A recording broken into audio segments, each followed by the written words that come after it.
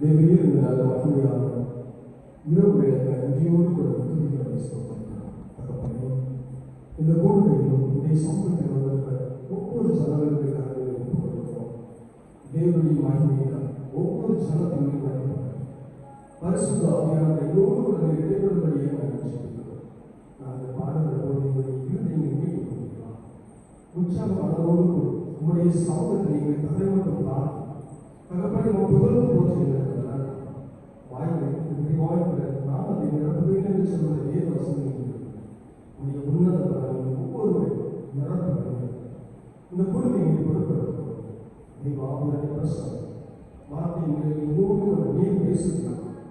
எங்கள் உலகத்தோடு கூட நீங்கள் எடுப்படும்படியாக நான் சொல்லுவோம்.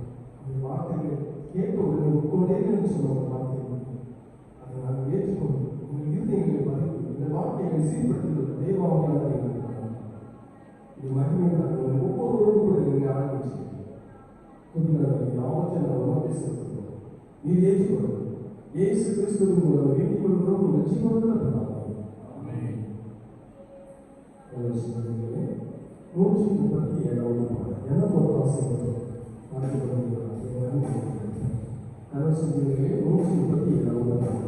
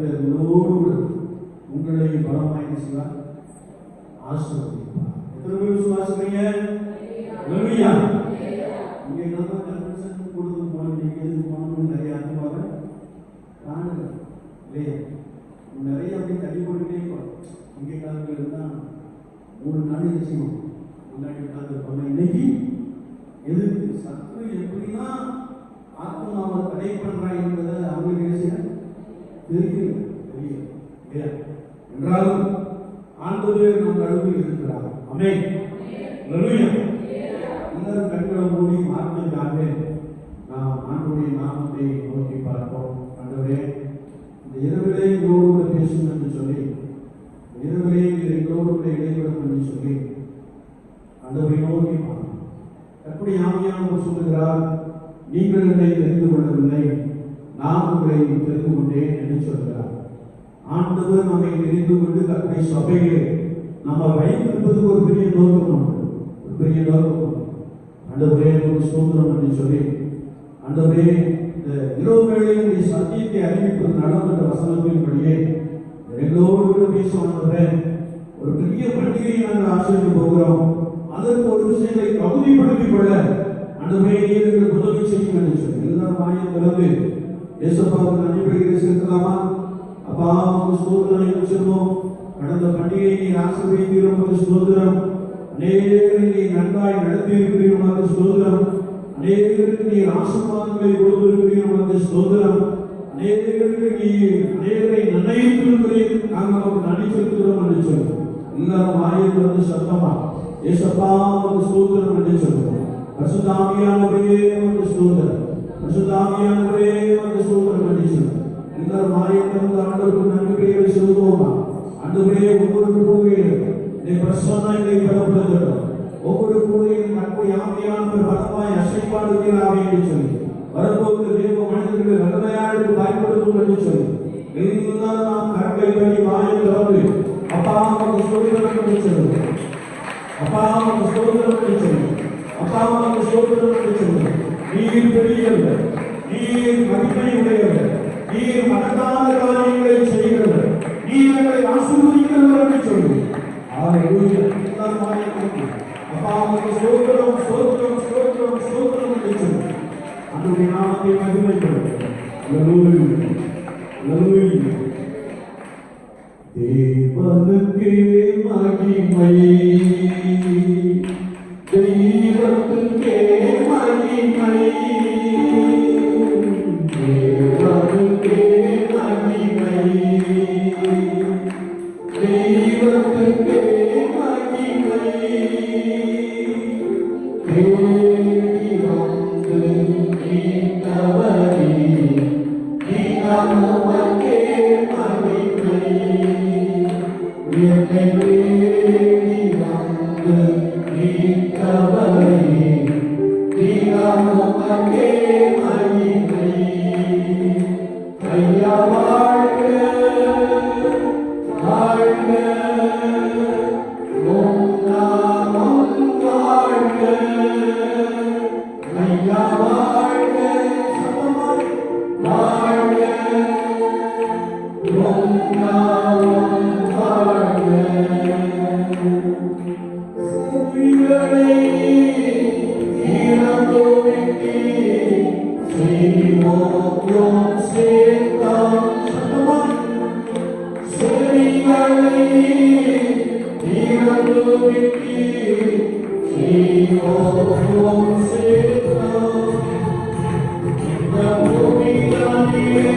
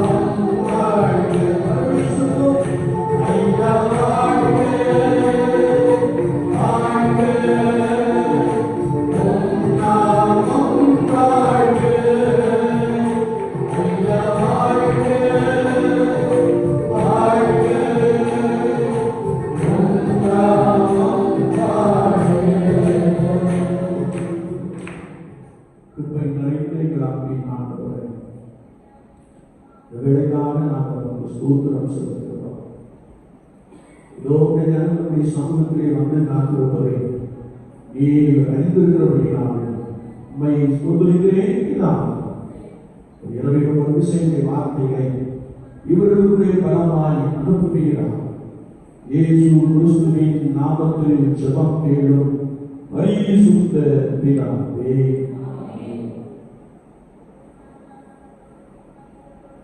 நீங்கள் என்னை தெரிந்து கொள்ளவில்லை, நான் உங்களை தெரிந்து கொண்டேன் என்று பரிசுத்த யோவான் 15ஆம் அதிகாரம் 16ஆம் வார்த்தையை நாம் வாசிக்க முடியும். ஆண்டவராகிய தேவன் ஒருவேளை நம்முடைய நாமத்தை நாம் எடுத்துக்கொண்டால் எத்தனையோ பேர் இருக்கின்ற பொழுது அதை உங்களை தெரிந்து கொண்டிருக்கிறார். நம்மை கட்டி நம்முடைய நாமத்தை சொல்லுங்கள். ஒருவேளை நம்முடைய தாலுகா அல்லது நம்முடைய மாவட்டம் அல்லது நம்முடைய மாநிலம் அல்லது நம்முடைய தேசம் என்று நாம் எடுத்துக்கொள்கிறது ஆண்டவர் தமக்காக அநேகரை தெரிந்து கொண்டிருக்கிறார் என்பதை நாம் நன்றாக அறிந்திருக்கிறோம். ஆமென். அல்லேலூயா. ஆண்டவர் நம்மை தெரிந்து கொண்டதற்கு ஒரு நோக்கம் உண்டு. ஒரு பெரிய கம்பெனியிலே இன்டர்வியூ நடக்குது, ராணுவத்தினுடைய இன்டர்வியூ நடக்குது இல்லையா? அநேகர் என்ன செய்வார்கள்? ஓடுவாங்க. நானும் ஓடியிருக்கேன். பார்டர் செக்யூரிட்டி போர்ஸுக்காக நான் என்ன செஞ்சிருக்கேன்? ஓடியிருக்கேன். அநேகரும் ஓடுவாங்க. ஆனால் அதிலே சரியான நபர்களை அல்லது சரியானவங்க சரியான நபர்களை மாத்திரம் என்ன செய்வார்கள்? தெரிந்து கொள்வார்கள். என்ன நோக்கம்? வந்து தேசத்தை என்ன செய்வார்கள்? என்ற ஒரு உன்னதமான நோக்கம். எல்லாரையும் தெரிந்து கொள்வதில்லை. ஒருவேளை அவருடைய பிட்னஸ் படி யார் தகுதியாக இருக்கிறார்களோ அவர்களை மாத்திரம் என்ன செய்கிறார்கள்? தெரிந்து கொள்கிறார்கள். பெரிய கம்பெனியை எடுத்துக்கொள்வோமே, பெரிய கம்பெனியில் நிறைய பேர் இன்டர்வியூ என்ன செய்வாங்க? போவார்கள். ஆனால் எல்லாரையும் தெரிந்து கொள்வதில்லை. யார் தகுதி உடையவர்கள், யார் சரியான நபர், யார் நம்முடைய கம்பெனியை மென்மேலும் வளரச் செய்வார் என்ற நோக்கத்தோடு கூட தெரிந்து கொள்வது கொண்டு அதே வேளையிலே கற்பனை ஆவியானவர் உங்களையும் என்னையும் அவர் தெரிந்து கொண்டிருக்கிறார். நாம் அவரை தெரிந்து கொள்ளவில்லை, அவர் நம்மை என்ன செய்திருக்கிறார்? தெரிந்து கொண்டிருக்கிறார். ஆனால் ஆண்டவர் தெரிந்து கொண்டதற்கான ஒரு பிரதான நோக்கம் உண்டு. அல்லேலூயா. எதுக்கு தெரிந்து கொண்டிருக்கிறார்? அதெல்லாம் தெரியல. இதெல்லாம் அழைச்சு வந்துட்டு இதெல்லாம் இந்த பசுத்தை யாக்கோபை நாளைக்கு கொண்டு வந்து என்ன செஞ்சிட்டார்? சேர்த்துட்டார். ஆனா எதுக்குன்னு எங்களுக்கு தெரியும். அதே வசனம் சொல்லுகிறது, ஒருவேளை நீங்கள் கனி கொடுக்கும் படிக்கும் உங்கள் கனி நிலைத்திருக்கும் படிக்கும் நான் உங்களை தெரிந்து கொண்டு அழைத்து பரிசுத்த யாக்கோபின் ஆலயத்திலே ஏற்படுத்தியிருக்கிறேன் என்று சொல்லுகிறார். நாமத்தை சொல்லுகிறேன். ஆண்டவர் நம்மை தெரிந்து கொண்டதின் நோக்கம் விசுவாச வாழ்க்கையிலே கனி கொடுக்கும் படிக்கும் அந்த கனியிலே அல்லது அந்த வாழ்விலே நாம் நிலைத்திருக்கும் படிக்கும் பரிசுத்த ஆண்டவர் நம்மை தெரிந்து கொண்டிருக்கிறார். அல்லேலூயா. அல்லேலூயா. நாம் ஏற்கனவே ஒரு விஷயம் ஞானம்.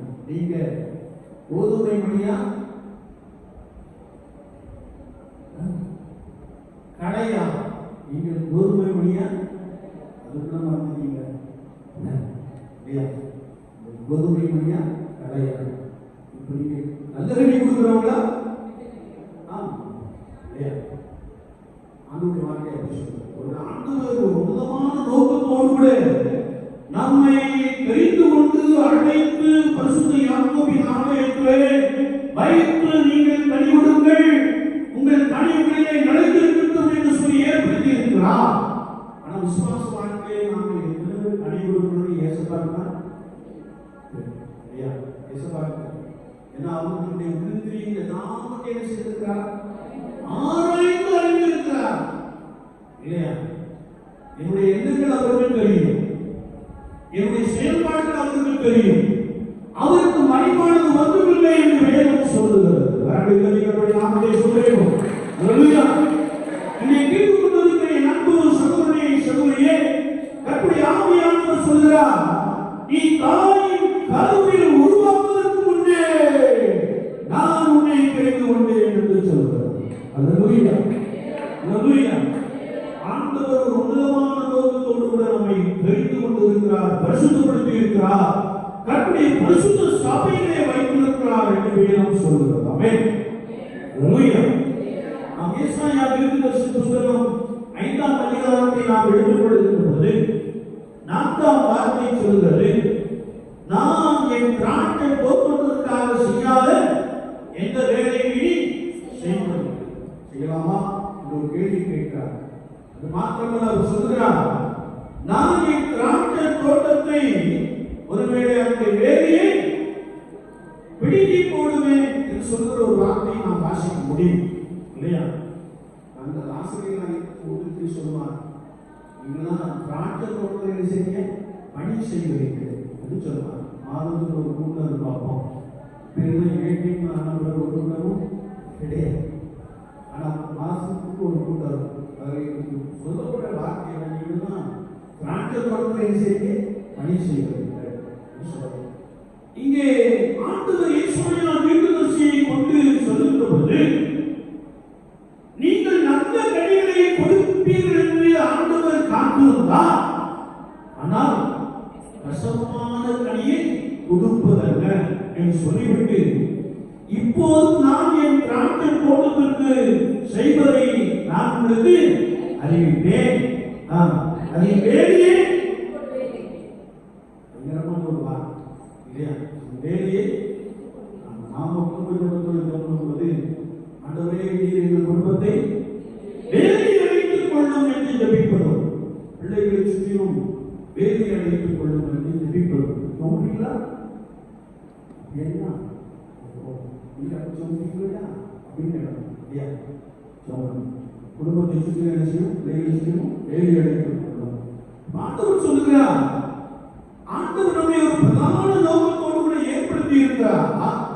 ஆனால் ஏசாயா தீர்க்கதரிசியை கொண்டும் எரேமியா தீர்க்கதரிசியை கொண்டும் கர்த்தருடைய ஆவியானவர் சொல்லுகிறது, நான் உன்னை முற்றிலும் நற்கனித்தரும் உயிருள்ள திராட்சை செடியாக நாட்டினேன், நீ எனக்கு காட்டு திராட்சை செடியின் ஆகாத கொடியாய் மாறி போனது என்று சொல்கிறார். ஆண்டவர் நாமெல்லாம் நல்ல கனிகளை கொடுப்போம் என்று சொல்லி கர்த்தருடைய சபையிலே நினைச்சிருக்கிறாரா, வைத்திருக்கிறாரா? ஆனால் தீர்க்கதரிசியை கொண்டு சொல்லுகிறது, நான் ஆகாத கசப்பான திராட்சை பழங்களை நாம் செய்யலாம் கொடுக்கிறோம் என்று வார்த்தை சொல்லுங்க இல்லையா? ஆனா உங்களை நீங்களே நிதானித்து அறிந்து கொள்ள வேண்டும். உங்களுக்கு ஆசீர்வாதம் வேணுமா, பண்டிகை ஆசீர்வாதம் வேணுமா, உங்களை நீங்களே நிதானித்து அறிந்து கொண்டு உங்களை கற்பனை செய்யும் ஒப்படைத்துக் கொள்ள வேண்டும். வேதத்தை நாம் வாசிக்கின்ற போது ஆண்டவர் தீர்க்கதரிசியை கொண்டு சொல்கிறார், நான் அந்த வேலையை எடுத்து போடுவேன். ஆண்டவர் வேலையை எடுத்து போட்டா நம்மை சத்துருவானவன் என்ன செய்வான்? பீறி போடுவான். சத்துருவானவன் என்ன செய்வான்? பீறி போடுவான் என்பதை நாம் வேதத்தின் அடிப்படையிலே இன்னும் ஆழமாய் அறிந்து கொள்ள முடியும். எனவே ஆண்டவர் நம்மிடத்தில் எதிர்பார்க்கிற காரியம் என்னவென்றால், ஆண்டவர் எதற்காக என்னை சபையில் ஏற்படுத்தினாரோ, எதற்காக என்னை கர்த்தருடைய பரிசுத்த சபையில் வைத்திருக்கிறாரோ, அதை நிறைவேற்றும்படியாக நான் கனி கொடுக்க வேண்டும், கனி கொடுப்பதிலே நிலைத்திருக்க வேண்டும் என்று வேதம் சொல்கிறது. அல்லேலூயா, அல்லேலூயா. சிலர் பார்த்தீங்கன்னா கொஞ்ச நாள் கனி கொடுப்பாங்க, கன்வென்ஷன் போட்டு முடிஞ்சு ஒரு 3 நாள் எழுதினாங்க கனி கொடுப்பாங்க. புது வருட ஆகாரத்தில் ஒரு பெரிய பொருத்தலை பண்ணி, ஒரு பெரிய தீர்மானம் பண்ணி சில நாள் என்ன செய்வாங்க? கனி கொடுப்பாங்க. ஒரு சகோதரி இப்படி சொன்னாங்க, ஐயா நீங்க சொல்றது உண்மைதான் ஐயா, நாங்க அபிஷேகம் பெற்ற நாட்கள்ல அப்படி இருந்தோம், அப்போம் இப்போ பீஸ்பேட் ஐயா அப்படின்னு சொன்ன மாதிரி இல்லையா? ஆனா ஆண்டவர் நம்மோடு கூட இருந்த பொழுது நான் ஆண்டவருக்கு கனி கொடுத்த ஒரு நபராய் மாற வேண்டும் என்பதை புரிந்து வார்த்தை நமக்கு தெளிவாய் கற்றுக் கொடுக்கிறது. ஆமென், அல்லேலூயா. ஒருவேளை நாம் கனியை சொல்லுகின்ற பொழுது பிலிப்பியர் 1:10 நாம் வாசிக்கிறோம், இயேசு கிறிஸ்துவினால் வருகிற நீதியின் கனிகளால் நிறைந்தவர் ஆவி என்ற வார்த்தையை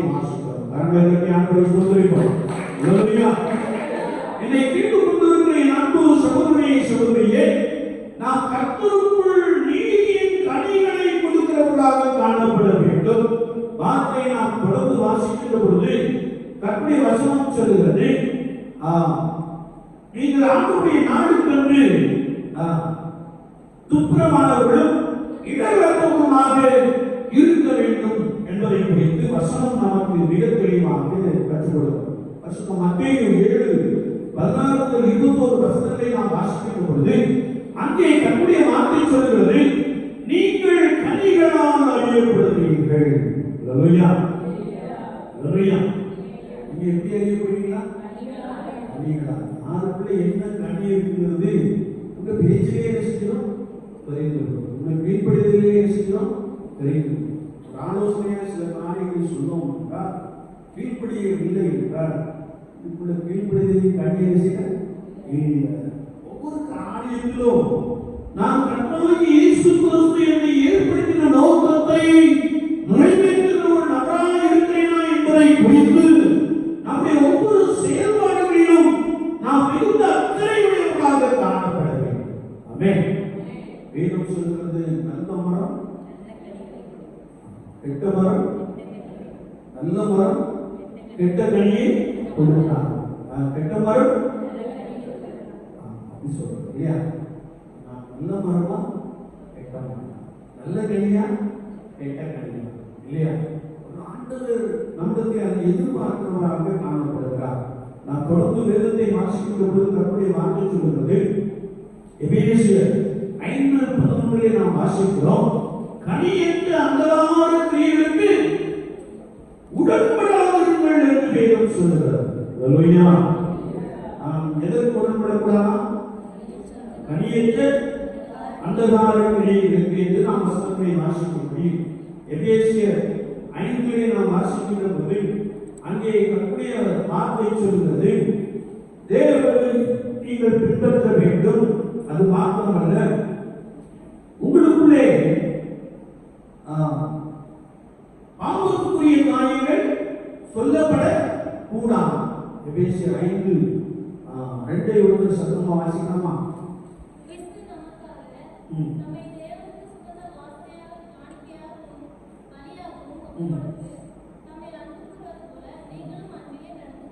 அடுத்த வருஷம்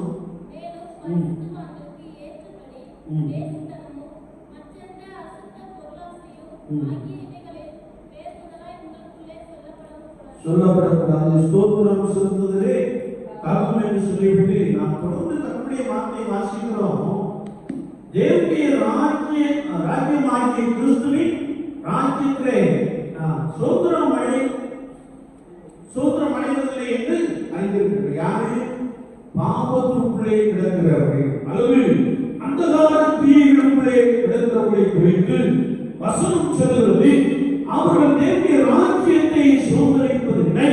கர்த்தருடைய வசனத்தை நாம் தொடர்ந்து வாசிக்கின்ற பொழுது இப்படிப்பட்டவர்களுக்கு நீங்கள் பங்காளிகளாக ஆவீர்கள் என்று வேதம் சொல்கிறது. ஆமென். அல்லேலூயா.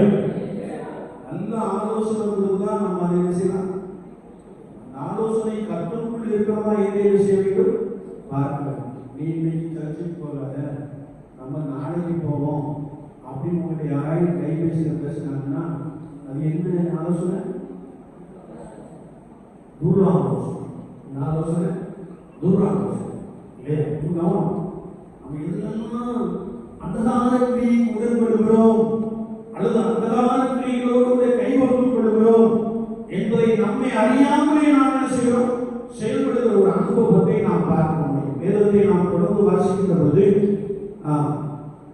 முன்னே ஒரு காலத்தில் நீங்கள் அந்தகாரமாக இருந்தீர்கள், இப்பொழுதோ கர்த்தருக்குள் வெளிச்சமாக இருக்கிறீர்கள், வெளிச்சத்தின் பிள்ளைகளாக நடந்து கொள்ளுங்கள் என்று சொல்லி நாம் கர்த்தருடைய வார்த்தையை வாசிக்கிறோம். ஆவியின் கனி சகல நற்குணங்களிலும் நீதியிலும் உண்மையிலும் விளங்கும், கர்த்தருக்கு பிரியமானது என்னவென்று கனியின் அந்தகார கிரியைகளுக்கு உடன்படாதீர்கள் என்று வசனம் சொல்லுது.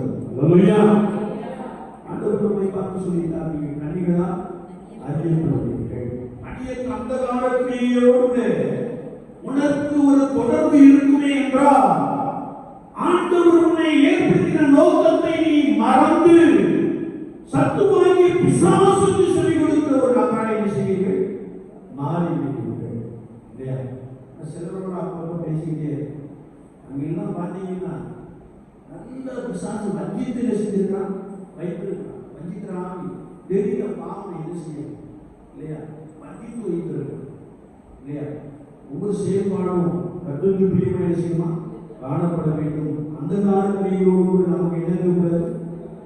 உடன்பாடு இருக்கவே கூடாது என்பதை குறித்து வசனம் இன்னும் ஆழமாக நமக்கு கற்றுக் கொடுக்கிறது. நாம் வேதத்தை வாசிக்கிற பொழுது நான் கொஞ்சம் சீக்கிரமா முடிக்கிறேன்.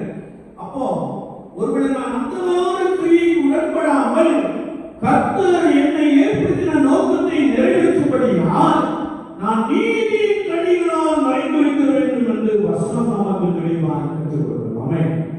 அல்லேலூயா.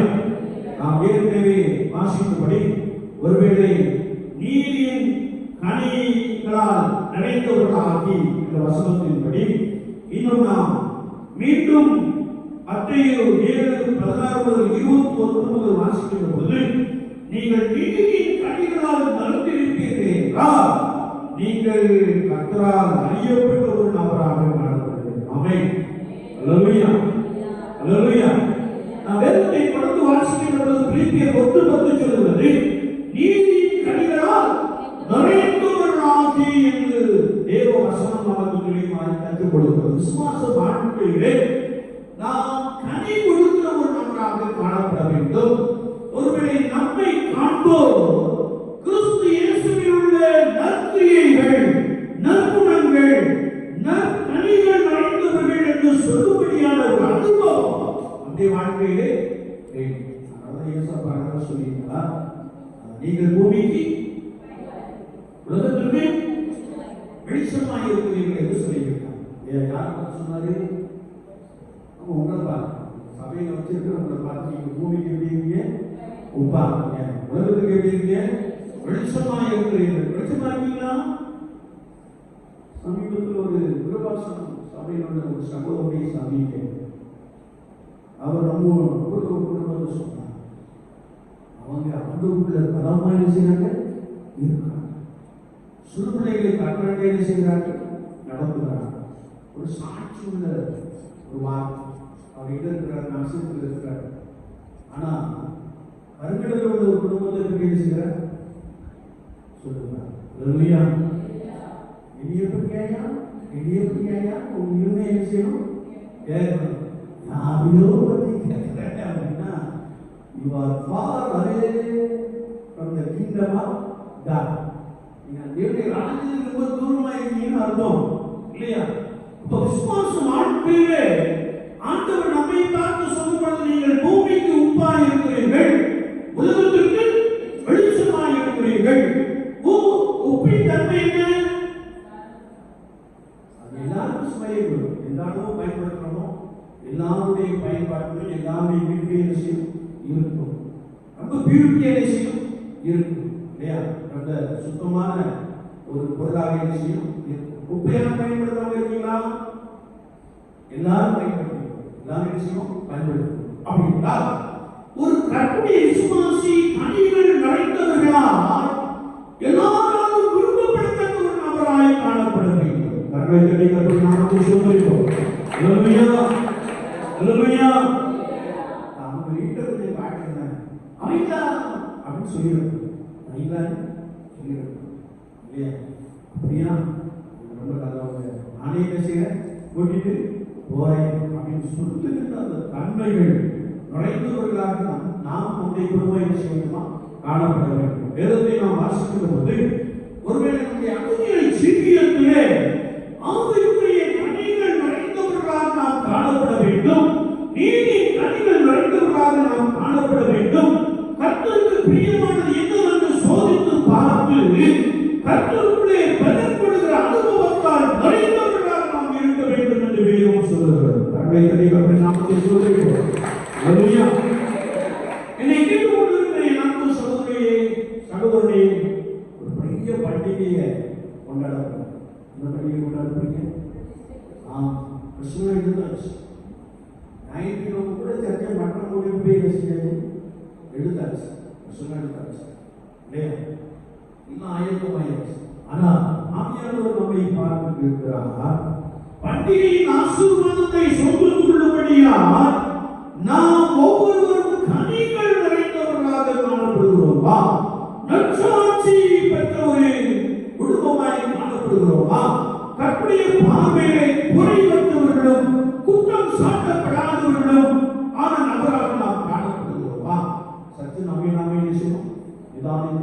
பார்க்கிறேன். ஒருவேளை நாம் எல்லாம் குறைவுள்ளவர்கள் என்று வேலை சொல்லுது. குறைவுள்ளவர்கள் சொல்லிட்டு இன்னும் பறையை செஞ்சுக்கிட்டே சொல்றாரு இருக்கக்கூடாது இல்லையா? அதெல்லாம் கேட்கும். போன வெள்ளிக்கிழமையும் எல்லாரும் பாவம் செய்து தேவ மகிமை அற்றவர்களாக என்று சொல்லி நாம் இல்லையா?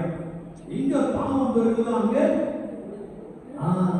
வசனங்கள் நடந்தது இல்லையா? இந்த பாவம் தான் அங்க கிருபை பெறுகிறது என்று வசனம் சொல்லுது. அதே வசனம் சொல்லுது முதலாவது வசனத்துல, கிருபை பெருகும்படிக்கு நாம் பாவத்தில் நிலைநிற்கலாமோ கூடாதே என்று வசனம் சொல்லுது. அல்லேலூயா. அப்படியே வார்த்தை சொல்லுகிறது, தன் பாவங்களை மறைக்கிறவன் வாழ்வடைய மாட்டான், அவைகளை அறிக்கை செய்து விட்டுவிடுகிறவனோ இரக்கப்படுவான் என்று வார்த்தை சொல்லுகிறது. அல்லேலூயா. விசுவாச வாழ்க்கையில நாம் நற்கனி தரும் சாட்சி செடியாக அல்லது நற்கனிகள் நிறைந்தவர்களா, நீதியின் கனிகள் நிறைந்தவர்களா, அல்லது ஆவியின் கனிகள் நிறைந்தவர்களா, அதை கட்சி பண்ணணும் ஒரு விடையாய் இல்லையா?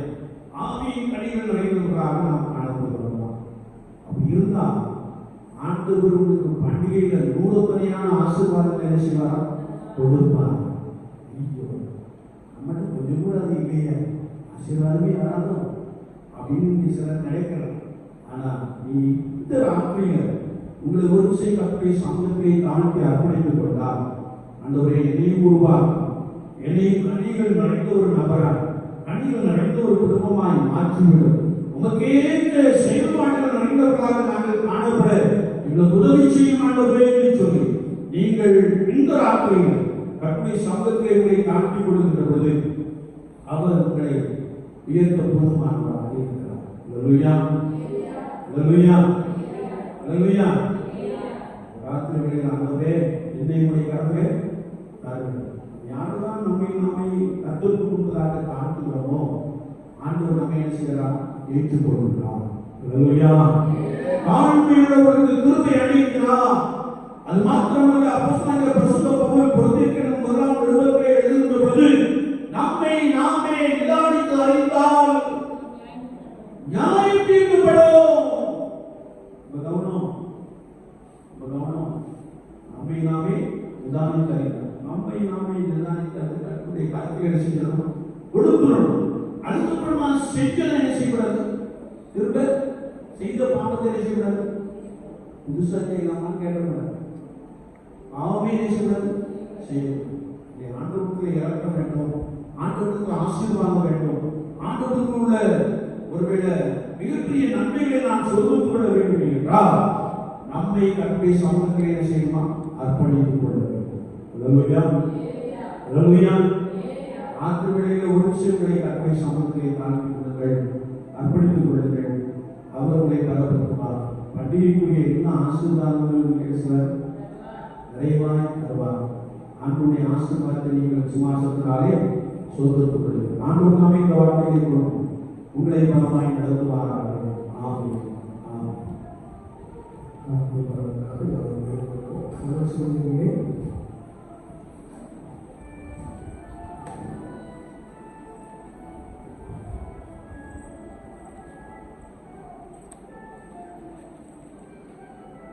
நூற்றி 86 பாடல்.